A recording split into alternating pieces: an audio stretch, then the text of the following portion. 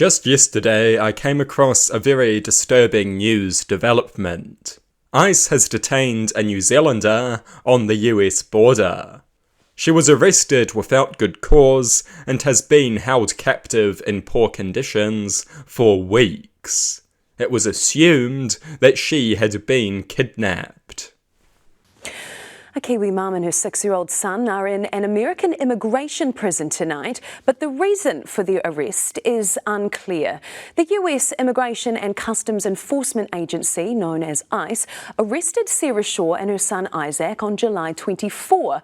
But for weeks, nobody knew where they were and their friends thought they'd been kidnapped.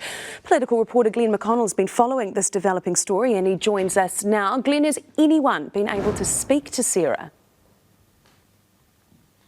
Well, that's the thing. Initially, nobody knew where she was.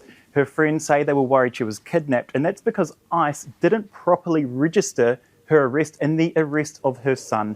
Now, they were picked up on the way back from Canada. She had gone to Canada to the airport to drop off her 2 eldest children so they could spend their summer holidays back home in New Zealand with her whānau.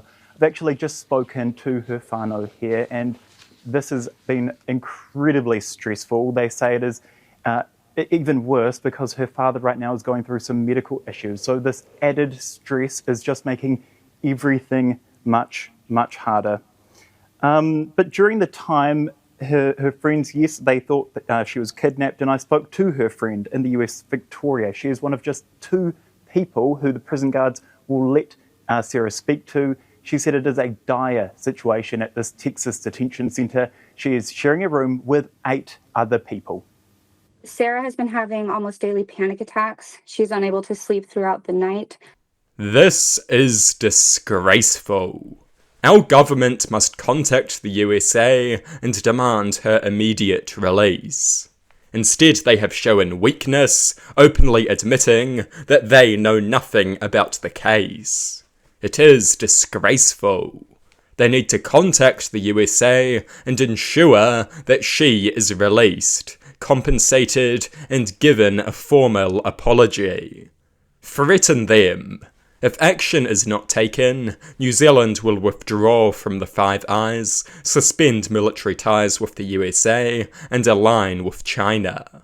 We will not be allies with nations that treat New Zealanders so poorly. We demand respect. If we do not act to ensure we get it, other nations will walk all over us. We must use what little leverage we have to get the USA in line. If we allow the USA to trample the rights of our citizens, this will happen again and again. A red line has to be drawn.